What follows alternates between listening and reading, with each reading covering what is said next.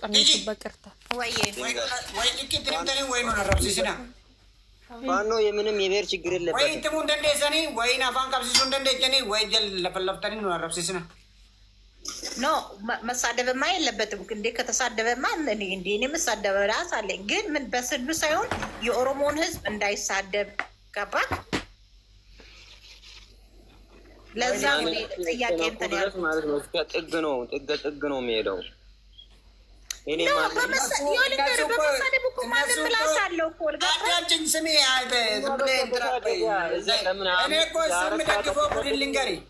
ሰማ ቤኪ አንተ የምደግፈው ቡድን እኮ ማለት ነው ተነስቶ ወደ ዱባይ ሲሄድ ስለ እኔ መረቀፍ እናንተን አያገባችሁም አይደለ? ምን አለ እኔ እሱ ላይ አይመለከተኝም። የፈለግከው መደገፍ እኔ አይመለከተኝም። መፍት ነው ያው ስለዚህ ባለፈውም ነግሬሃለሁ እኮ የፈለግከው መደገፍ መፍት ነው። እኔ ማንም ሰው የማንም መደገፍ አልቃወምም። ይደግፍ ግን ችግር የለው። ምን መሰለህ የኢትዮጵያ ማህበረሰብን አይሳደብ እኔ ማህበረሰብ ጋር አትድረሱ። ሌላውን መፍታችሁ ከመናገር በፊት ማለት ነው ኦሮሞ ብለህ አትሳደብ። ገባህ? ማንም ስማ ልንገርህ፣ ለምሳሌ አዳምጠኝ። ዳለቻና ጆከር እዛ እያለ ለሚሳደቡት አንተን አይመለከትም። ምክንያቱም እነሱ እርስ በርስ ራሳቸውን የቻሉ እሱ ሲፈልጉ 7 ሰዓት ይሳደባሉ፣ ሲፈለግ 12 ሰዓት ይሳደባሉ። የእነሱን እዚህ አይደለም እዚህ የምትሳደቡ እነሱ እዛ የራሱን የቻሉ። መሳደብ ከቻልክ ደግሞ እነሱ ጋር ገብተህ አንተ ብቻን ቁጭ ብለህ አይደለም የምትለፈልፈው።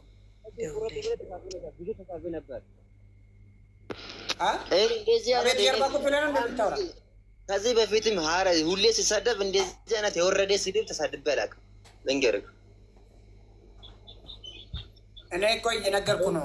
አንተ ዳለቻና አዳምጠኝ። ለምሳሌ አሁን ዳለቻና ጆከር የሚሳደቡት እነሱ አንድ ቤት ላይ ተቀጣጥረው ነው የሚሳደቡት። እንደዛ አይነት መሳደብ ላይፍ ሲገባ ስንት ብሔር ብሔረሰብ ህዝብ ነው የሚሰርበው። ዳለቻ ስንት ህዝብን እንደሚሰርብ እነሱ ከጆከር ጋር ነው። እነሱ እኮ ከጆከር ጋር ተያይዞ ነው። እነሱ ራሱን የቻሉ ነው።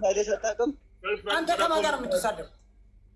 ከጆከር ሌላ ብሔርን ተሰርቦ አያውቅም ዳለቻ። ዳለቻ እኮ ከምባታ ብሎ አይደለም የሚሳደበው። ዳለቻ ለምሳሌ ጆከር አማራ ስለሆነ አዳምጠኝ፣ ጆከር አማራ ስለሆነ አማራ ይሳደባል። ምክንያቱም ጆከርም አማራ ወክሎ ነው የሚሳደበው። አንተ ደግሞ አማራ አይደለም። ልንገርህ እኔ ፋኖ ነኝ። ፋኖ ከተነካ ድረስ ልንገርህ አዳምጠኝ። እኔ ፋኖ ነኝ። ፋኖ የነካ ሰው እኔም ነካዋለሁ። ፋኖ መደገፍ ሌላ ጉዳይ፣ ሁሉም ነገር መደገፍ አለብኝ። አባት አዳምጠኝ። ፋኖ መሆን ሌላ ጉዳይ ነው፣ አማራ መሆን ሌላ ጉዳይ ነው። አይገናኝም። መጀመሪያ ትርጉሙ ነው። ምን ያገናኝ? አዎ እሱ ነው። አዎ ፋኖ ማለት የአማራ ብቻ አይደለም፣ ለአማራ ብቻ የቆመ አይደለም። ፋኖ ህዝብ ነው፣ ለኢትዮጵያ ነው የቆመው። ማን ነው እሱ? ህዝብ የሆነ ህዝብ ታዲያ እባክህ እናንተ የእናንተ አዳምጠኝ። ከብሔር ብሔረሰብ ውጭ ኢትዮጵያ አለ እንዴ? ለእናንተ ልጆች እኮ የሚጮሁት ከእናንተ ውጭ ናቸው። ሶሪ ቆይ ልንገር፣ ስማ ቆይ ፋኖ ማለት ስንት ብሔር ብሔረሰብ አለበት?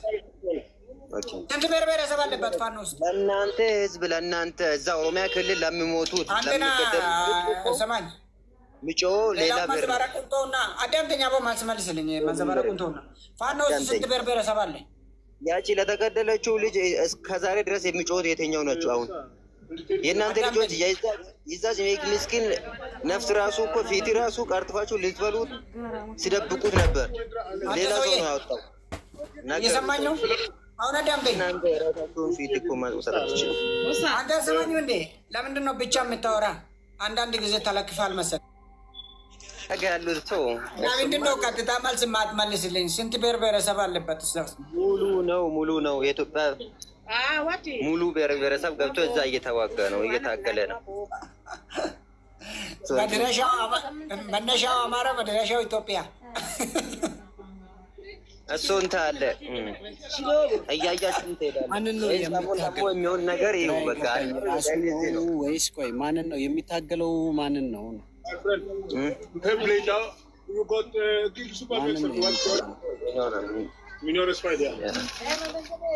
ማንን ነው የሚታገለው? እሱ አንድ ልንገርህ፣ አንድ ፓርላማ ላይ ያለው ይህን ሰሞኑን የተናገረውን ሰውየውን ታውቃለህ አይደል? ዛሬ ግምት ማን ነው እሱ? አይ እንደሱ ስለ ኢትዮጵያ ያወረሰው አለ ብቻ ስለ አማራ አይደለም ያወራው። ሁሉም እኮ ወዳደሮች ናቸው። እሱማ ተናገረ እኮ በእናንተ ልጆች ለሚሞቱት ራሱ ፊት የሚጠይቁት ስማ አዳምጠኝ። ለምሳሌ ይኸውልህ ስማ ልንገርህ አዳምጠኝ። አንዱ ዓለም ላለገደላት ልጅ ፊት እየጠየቁ ያሉት እነማን ናቸው? ስማ እሱን ለሞተ ሰው ተውና፣ እሱ አንተንም አላየም ማንም አላየም። እሱ እንዳየ ሰው እንትን አትበሉ። ይሄ ውሸት አጀንዳ አምጥታችሁ መረጃ ወጥቶ እናንተ ደግሞ በገዳ ስተል ስለ ኦሮሞ ይመለከታል ምናምን እያላችሁ ነበር። ተው የምስኪን አዳምጠኝ። ይኸውልህ ይሄ እንደዚህ የሚያደርገው ማን ነው? 4 ኪሎ ገባለሁ ብሎ በ24 ሰዓት የጂፕ ጭንቅላት ተሸክሞ የሚሄደው ማን ነው? ዶክተር አብይ እንኳን ደርሰው አይቷል።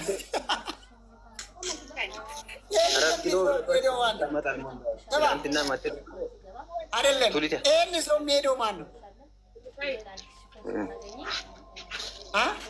ለምንድን ነው የጅብ ጭንቅላት ይዛችሁ የምትሄዱ? ይሄ ነው ከሀገር ነፃ የሚወጣው። እኔ የምልህ ለምንድን ነው ለእንስሳ የምትጫወቱ? በእንጨት የምሰግደው አንተም እያለ ደግሞ እነሱም መጥተህ እንደዚህ ትላለህ። ሃይማኖት እሱ ችግር የለም በእንጨት መስገዱ። ግን ለምንድን ነው የጅብ ቆዳ የምትሸከሙ? አይሸታችሁም? ጀግንነት እኮ ነው። የጅብ ጭንቅላት ቆርጦ ማስ ምን ሆነ ያል እንደማንም የእንጨት አምላኮች አይደሉም እነሱ። እና ለምን ኖ እኛ እኮ እንጨት ብናመልክም እኛ አሁን ሀገሪቷን እየገዛን ነው። እናንተ መቼ ነው ከጅብ ቆዳ የወንድሙን ጀላ ቆርጦ ግንባሩ ላይ የማይለጥፍ ነው አማራ ማለት አይደለም? እሱን ቆርጦ መለጠፉ እንኳን ኦኬ፣ እሱ ቆርጦ መለጠፉ እንኳን እኮ ሀገር እየገዛ ነው። እናንተ መቼ ነው ይሄንን ቁጭ አድርጋችሁ 4 ኪሎ የምትገቡ?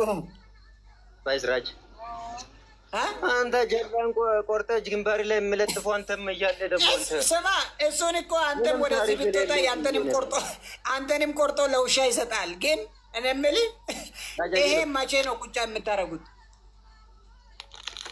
አንተ መጀመሪያ ከግንባር ጀላን አውርድ። መች ነው ቁጫ የምታደርጉት? ይሄ ጀላን አውርድ። ወንድምን ጀላ ቆርጠህ ግንባሪ ላይ የምታደርግ አንተ መች ነው? ይሄንን መቼ ነው ቁጫ የምታደርጉት? ይሄ ጂብ ቆዳ የጅብ ጭንቅላት ያበገዳ ስታይል ብሎ ይሄንን ይዛችሁ ነው አሁን። ስማ አሁን ይሄንን ይዛችሁ ነው እናንተ 4 ኪሎ የምትገቡት?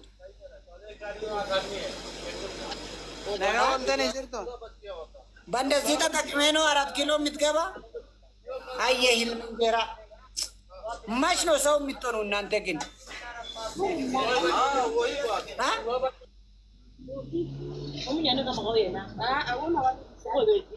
ስማ አይ አማራ እኮ እንደዚህ ነው።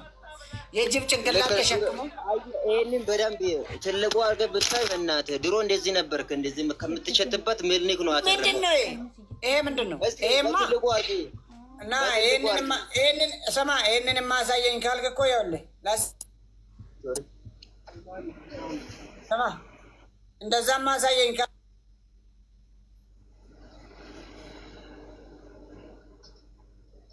እንደዚህ ነበር የምትሸጡት እናንተ። ሚልኒክ ነው ነፃ ያወጣው። እነዚህ እነማን ናቸው? መዘግዘቁንማ ተው። እነዚህ እነማን ናቸው? ተዘግዝቆ አይደለም። እስኪ ወደ ላዙር በትልቁ አቁምና አልታይ ብሎ ላዙር isa kana lo dhiifte gaarii ture abboo isa amma kana warra amanooti rakkatu kana yeroo gaafatte gaarii ture. Awwaadee maa isa achitti warra rakkata ofii keechanii wal nyaatanii asitti natti nuuf himan achitti wal qabaadhe kana wanta kana bakki ta'u. Isin kan ormaan istaniidha. ምን ያደርግልኛል እኔ እሱ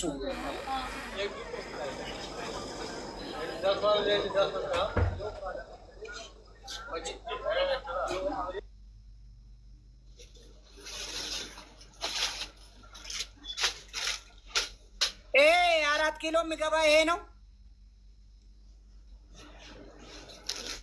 እንደ ከብት እኮ ከምትሸጥበት ቦታ ያተረፈ እኮ ነው። በእናትህ ይሄ የማዘመድ ነው። ይሄ የማዘመድ እንደ ከብት እኮ አንገቴ ላይ ሰንሰለት ተደርጎ በብር ነበር የምትሸጥበት። ከዛ ያወጣው እኮ ነው። ቆይ ስማ፣ አማራ ነገም ዛሬም ንጉስ ነው። እየመረረም ዋጥ ፋኖ ያሸንፋል። ድል ለአማራ ፋኖ ነው። ትበዳለህ፣ ትረዳለህ። አማራ ያሸንፋል። ድል ለአማራ። የሚበዳል እነዚህ ከነዚህ ጋር አንተን ጫካ ውስጥ እየበዳ ያለው እኮ ፋኖ ነው። አንተ አብረህ ስለምትበዳ ነው። የት አባቱ ነው ሄደው? ማን ወጣ? የስንቱ ባሴ ቤካ አንተ ነህ ያወጣ? አምቤ ኧረ እኔ አላወጣሁትም። ለምን አወጣዋለሁ? እኔ እንደውም ልጠይቀው ላፈልግ ነበር። ራሱን ወጣው። ና ቆይ ጥያቄ አለን እኮ እኛ። የት አለ? የለም ጠፋ እኮ ከዚህ ጭራሹን። አይ ቆምቼ በቃ እውነታችሁ ሲወጣ ትፈራገጣላችሁ። ለምንድን ነው የጅብ ቆዳ ይዛችሁ የምትሄዱ? አለ ዶክተር አብይ ጠየቀ እኮ።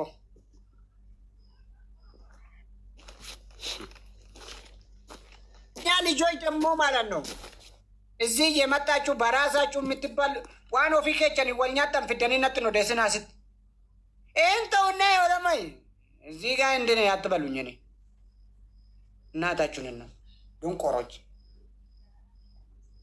ከኖርማል ይስተከ ነው ፊ ወልኛት ዱበት ያከርተኒ ሉክ አማ ከነ ወጅን ሰሞ ኦሮሞ ጀደምነኑት ከነ ዲሲቲ ሳመንታ የትኛ ነው የሚበልጠው? ከንከኛ ኮፊ ፎልኛታ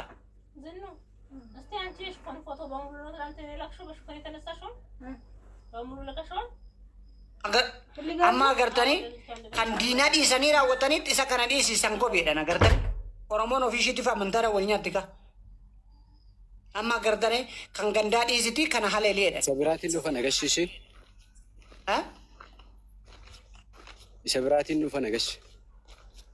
Galchitooti modeetaree loomne. Laa ani isa biraatiin hin dhufan jira ko. Okay. Ash. La cosa tokko barreessa akkuma dhuftee. Isin garuu yoo maayituma ራሳችሁ የምትሆኑት ቆምጮች ጃዝ በለው። አይ ቆምጭቲ አቤት ለምን አባታችሁ ነው ያናንተ 4 ኪሎ እንገባለን እያላችሁ የጅብ ቆላ ይዛችሁ ትዞራላችሁ? እግር ብላ ለምንድን ነው በእንስሳ የምትጫወቱት? ቆይ እኔ ገረመኝ። በእንስሳ ከምትጫወቱት ለምንድን ነው እናንተ የጅብ ቆዳ ቁጭ አድርጋችሁ ለምንድን ነው የማትታገሉ? የጅብ ቆዳ ይዛችሁ አይደለም 4 ኪሎ የምትገቡት እንዴ? ጅብ ልታፈራ ነው እንዴ 4 ኪሎ የምትገባ ጅብ ቆዳ ይዘ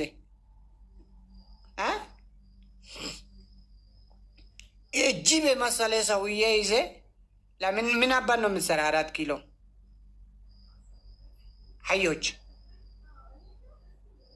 ቤጋ የትኛ ነው የገባ? የለህም።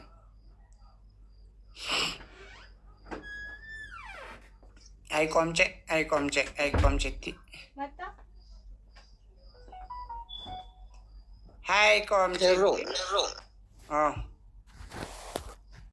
qabuun nutu deebisaa jechuudha.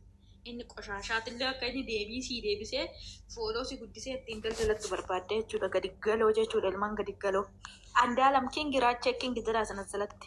Ilmaan qomaaxaa jechuudha. Budaa guyyaa hadii nama nyaachuudha. Hamaarrattu akka isaatti. Dhiiga Oromoo bartanii. Hamaarri dhiiga Oromoo barte isinoo bitamtoonni qarshii bartan jechuudha. Hamaarri dhiiga Oromoo bartee bitamtoonni qarshii Oromoo barte deebisoo lamii sitti itti dabali. Qaalonni haadha deemati mucaa kanaa fi soolamii fi yoonii maanyaatti dabalaa kottaa andaalamii fi raachee gubbaarra midhaan. Dhagaa warreen jala jirtan deematii olitti naaf ergaa keessa. Simalee dhaqiitti dabali polluquu. Simalee dhaqiitti karaa himoo yookiin wasaabbii ergi. Deem hamma takka luka takkaan ishiidhaaf naamee deeman gadi galoo waan haadha gadiraa. Ilmaan xiqqaalaa jechuudha. Guyyaa Dhaqitti dabali yoonii maanya fi soolamii fi mucattii tana gadi galabbaxiitii irraachee fi handaala manusaan waliin suura olaammatanii kaasan dhaqiifi feesbuuk raachee duubarra godhatee jira. Achirraa shukriit godhadhu hirra gadina keessi gadee artistoota teenya mataarra godhannaan. Gadi galoon guyyaa takka Oromoodhaaf birrii 500 hirmaanneet iyyuu gadi baatee mangaagaa ishee bantii jechuudha asirra. Diqaala. In argitee akka ajjeesen ragaa qabdi. Taap godhaa isin immoo warra jala jirtan taap sheer godhaa baxabbaxaa lola takka ishiidhaaf na tiktoka tanaa. Eenyumtu akka duraa san ani Oromoodha ati Oromoodha jedhee roolii darbuun jiru Oromoo ta'uu baattu mismaaressitti kancii mismaaressitti raggaxaba keessatti iyyuu ijoolleen arsii jechuudha. Manyaqoota ba'aa mana kana seeninaati. Manyaqaa gadiitis. Oduu amma kutaa nama arrabsuu ta'e tokkoffaa garuu goota keessaniif sagaleen taatanii fiddanii ilaalaa caaluu gadi galabbaxanii ajandaa amantiin har'uma isinitti mul'ate har'uma kiristaanaa har'uma musliima isin. Tuun quraana gadi gara gartiti tuun macaafa fi haacaaluu gadi gara gartiti. Alaaqlaaqota lashalloota jechuudha armalloota arsii jechuudha. Kottaa ol galaatti sagalee taa'amu jaadha. Daha maal gochuu waa'ee amantaa irra buustani. Mucaadhaa sagaleen taatanii. Inta tajjeesettanii manatti ol dachaatan kan ragaa qabdu amma. Ragaa qabdu manatti ol dachaatanii deemtanii waa'ee amantaa haasoftu jechuudha. Goota keessan qabachuun beektanii. Kutaa gandaa keessaa du'e garuu gadi galabbattu deemu. Ofitti qabadhaa. Akka gadheen hin nyaanne. Akka hamaarri hin nyaanne taap godhaan. Taap sheer godhaa. Irraa galchaa waaqa gubannee jette. Situ na gorsa kottu gadi arrabsi. Mogga gubattee kottume egaa dhugaan isaa sitti mul'ate. Abeet immoo yaanu ajajuu isaanii jechuudha. Yaanu ajajuu isaanii manyaqoota nu ajaju. Nama gurguddaa isaaniitti dawwallee jirraa jechuudha kaleessa. Maaliifi lubbuu goota keenyaa dhabuun hin qabnu. Lubbuun handaalan ba'uun qabu handaala midhaa keessatti irra hayyuu qabna beekaa qabna. Intalli gosa qabdi mucaan gosa qabaa jechuudha. Gosaatitti iyyuu holitti gumaa nyaatanii hawlitti haraaramu malee wanti handaalam hajjeesaaf falaxaa isa tajjeese minxaafi dhiiga bichaadha jedhee kuni diin irratti xaxuus immoo diina jalaa fuutanii dhugaa kee jettanii irratti hojjetan iyyuu nama gubaa jechuudha. Ijoolleen arsii maqaa dhaattee jechuudha. Achi deemteet iyyuu ajandaa eessattumti amantaa har'uma argitanii bukoowwan jechuudha. Diinno asii gootas nu harkaa nyaachuudhaaf hamoommatee jira jechuudha. Gaafa handaalam waa tokko ta'e yookiin hidhaa kana keessa ba'e dhalaan takka harmalloonni jechuudha asirraa gadi baatee dubbadha almaa shalloota jechuudha. Warri har'a ajandaa kennitan kun. Soolamtaanan jechuudha diina yoonii malaaxan miila haceen iyyuu miila haceen qeerroo jirtuu jedhee dhaggeeffadha. Inni ijoolleen kun rakkoo qabu soolamii fi yoonii sun jechuudha. Yoonii dirbaa malaaxichi jechuudha. Maal jedhe gaafa seenaadhaaf kinoo keessa taa'e kaleessa ol baasee mana kanatti agarsiisaa ture jechuudha. Feesbuuk isaa qeerroo jirtuu haceen jennaan feerroo bittuu jedhee siimannaa du'aa eebbisaa addunyaa wayyaa jedhee poosti godhe. Suuraa haceen makiinaa keessa taa'ee jechuudha. Deemtanii diinatti agarsiitamee yoonii maanyaarra isiniif bira kaleessa koo haa caaluyyuu yoona najjeesee oolan wareegee isinin agarsiisne guyyaa shaniif na eeggadhaadhee guyyaa shanassan guutetuma wareegee nu agarsiisee. Azzeebee gaafa walcasaa liivii feesbuukii banatee miilaan horiiwwan har'a bilbila fayyadamtanii yeessiniif homaa miti jechuudha. Nuti garuu warri dura isa jala turree waa baay'ee irraa barannee jechuudha. Hanatu wareegsiisee har'a awwaala kaayee waccadee biiraa laal buqqisanii walitti furfursanii. Teedii minifira wajjiniin Dubaayitti mancaanii jechuudha daggafatanii meedu'aa caalutu irratti. Nutatiin iyyinee meediyaa sochoosna. Dhugaan sunuu hin baane har'a immoo garuu mucaan kun haala haa caaluun hojjechaa jira handaala. Andaala marrarree nu harkaa nyaachisuu fi jala deemtanii armalloonni dhorsa dhabdanii jechuudha. Shalloonni hamaara jala hudduu keessan banattan xiirri sadaqaadha hudduu keessan hamaara jala banattanii gadi baatanii mucaa miskiina kanarratti duulchisiistu jechuudha. Soolamii gadi galoodha jechuudha. Intalli wallagge jettu sunirra gadi galoo hilmaan diqaalati isinii dhugaa rabbi isinii Oromoo miti jechuudha. Odoon raachee fi andaalan balleessaa qabanii raachee obboleessa kooti Oromoodhaati nama ola deemadha nama Oromoo guddisu. Andaala mati wallisaa keenya jettee keessan gorsuu qabda malee diina fuulduratti baastee mana yoonii maanyaa seentee yees jechuun hin qabdu. Iyyaati dhugaan baasii akkuma ati jette dubbiini suurri kun suura inni dabaddabee jettan suura handaalam dabaddabee miti. Suurri kun mucayyoon tun waggaa 3 dura diraamaa hojjette. Dhaqaa feesbuuka ishee gashii wareegamtee dheengadda uummanni achi jalatti waan hin taane barreessuu malee dinnaan feesbuuka ishee guban malee jechuun akka viidiyootitti gadi dhiistee jirti mucayyoon. Diraamaa hojjetame dhaqxee diinni irraa kuttee fiddee diraamaa hojjetame diinni irraa kuftee fiddee kan bara meeqaa gadi guurtee jechuudha. Kanaan booda shalloota haadha jala deemtanii geessin jedhiin diqaalaa abbaan kee amaaraa haati kee Oromoo abbaan kee amaaraa haati kee Oromoo jechuudha. Diqaalaa ilmaan makaa jechuudha sentu nu gubaa jira jechuudha. Taamu jaalaa sagalee yoo ta'u diinaan kenninaa dabarsitanii. Seenaa akkam bultee safuu jirtu. Mucaan Magaaluun gaafatee natti fufa. Mucaan dhaabii tolaa beekta mucaan dhaabii tola baay'ee bareedaa masara dhaabaa gaafattee jedhanii hin lakkii ani jaartii hin barbaadu jedhee dide jira beekaa hin gaafattee dubartoota warri dubartoota warra gaafatanii inni dide inni sun beekamaadha. Tokko lammaffaan immoo warri kan akka moonetfaa jedhan dhugaara. Si bakka cibboo mana sargii seetamu ol jala wacina sagalee ni taatu moo hin taatani namna jala jirtamu viidiyoo andaalamii hin hojjettu moo hin hojjettan gaafii tokko bichaa nutti hima. Hin hojjettanii sagalee taatu moo hin taatani diina harkaa fuutu moo hin fuutani Oromoo sissilaa bo'uu malee sissilaa gadda jaalattu sissilaa bo'aa jaalattu sissilaa shurraaba namaa hojjechiifachuu jaalattu. Ni fuuta mucaa miskiina kana diina harkaa jechuudha. Diina irratti duulaa jirtu in argitu shira irratti xaxamaa jiru in argitu mucaa miskiina ola deemaa kana irratti jechuudha. Odoo innuu haadha manaasaa kana wareegee jechuudha. Odoo inni haadha manaasaa kana wareegee mucayyoon tun gosa qabdi abbaa qabdi haadha qabdi. Gosti Arsiitii fi gosti mucayyoo Harargee walitti dhufee gumaa walirraa fudhatee walirraa nyaatee walitti taraaraman nuti ilmaan abbaa tokkooti jechuudha. Soolam gadi galoodha harka kennee jira dhiifama jedhee jira dhiisa. In tuqnuu jechuudha ammaaf itti deebi'ee viidiyoo waraabu dhiifama naa hidhamuu didee viyuu isaa baay'atee jedhee jira. Kanaafiyyuu Oromoon dhaggeeffadhaa dhugaa rabbii gaafa handaalam takkaan ol tazzabaa jirra takkaan lala akkuma seenaa hacee irraa shikiriit godhachaa jirra koomentii keessa warri yoonii maanyaa jala deemtanii haasaa jirtanirree warri mana isaarree seenta irraa shikiriit taatanii suurri namni nun argattanii miti. Nuti amaariffan dandeenyu gatii amaariffan dandeenye jettanii miti. Ni dandeenyarree argineerree ni beeknaa jechuun argina gadi buuneen nu suura keessanii fi gastii ishkiriit godhaa jirra. Garuu isin of hin beektanii jechuudha. Hin hojjettu moo hin hojjettan? Mucaa kana nutiyyuu hadabataa.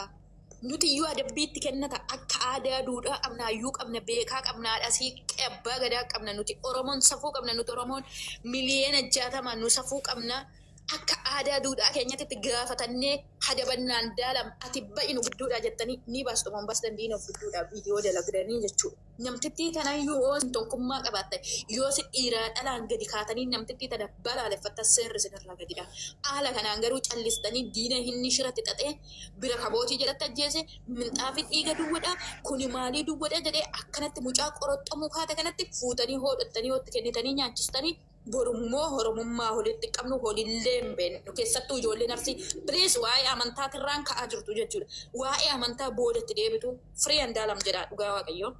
Si dhugaan kennarree handaalam torbee tokkoon dura oduu ati manaasaa kun hin boqatini wareeggaa dabadabamaa ture makiinaasaa harkaa fudhatanii caccabsaa turanii jechuudha.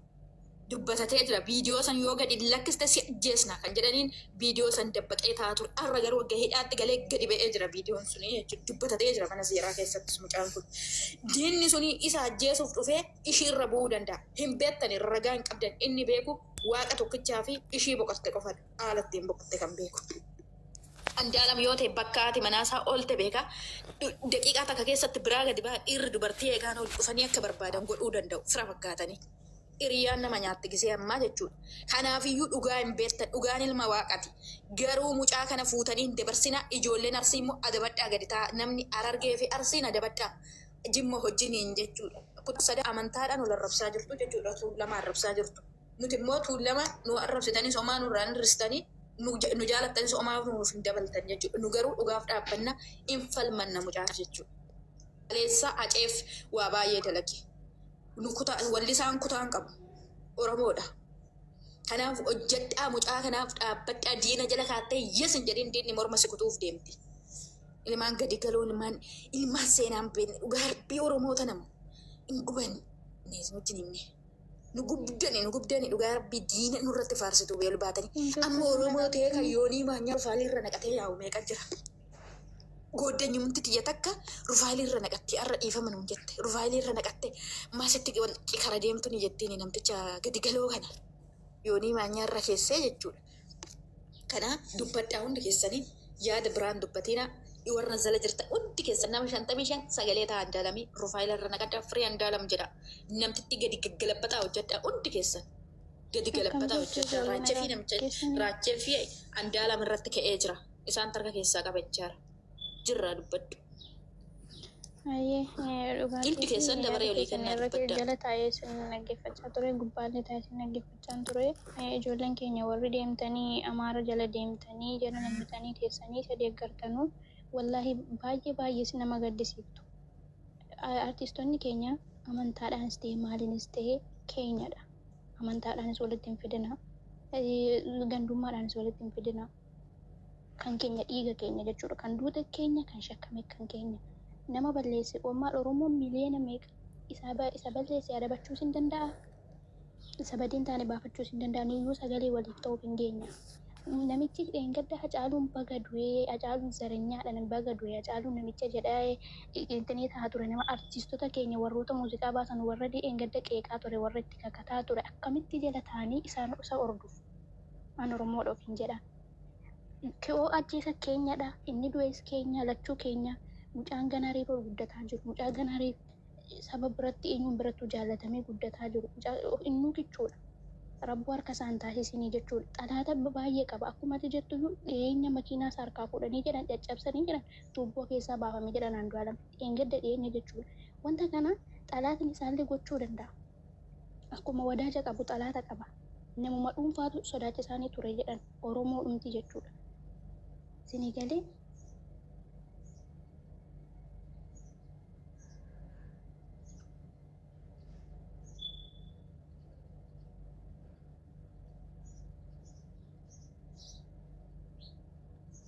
ijoo sagalee ishiiti moo kiyyadha? akkam seenaa kanatti dhagahamaan jiru. Ishiin zim jedhee ookee biraa jechuudha. Itti fufaa namni biraa ishiin hafuura iyyuu hin qabdu binaa nyaanne ta'uu hunduu soomarra jiraachuu hunduu sagalee ishii maal dhagahuun jiru durumayyuu. Hundi keessan gadi galabbataa irra naqadhaa warra gastii koo seentan hundi keessan. Siimiti. Hundumti keenya sagalee taanee dubbaddaa yaada biraa namni qabdan.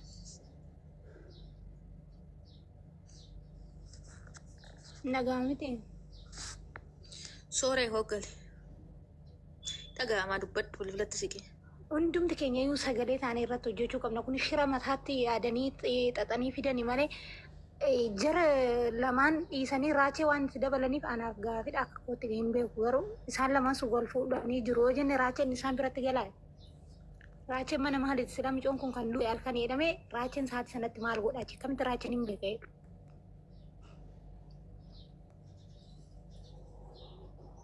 Raachee kan itti dabarsaa jiru soolami. Raachee waa tokko ta'e soolamtu itti gaafatama. Soolamiidha kan itti dabarsaa jiru soolamiti iyyuu shira kana xaxaa jira. Soolan Shira kanarraa immoo nan dhaabbadhaa jedhee jira. yaadatte yoo ta'e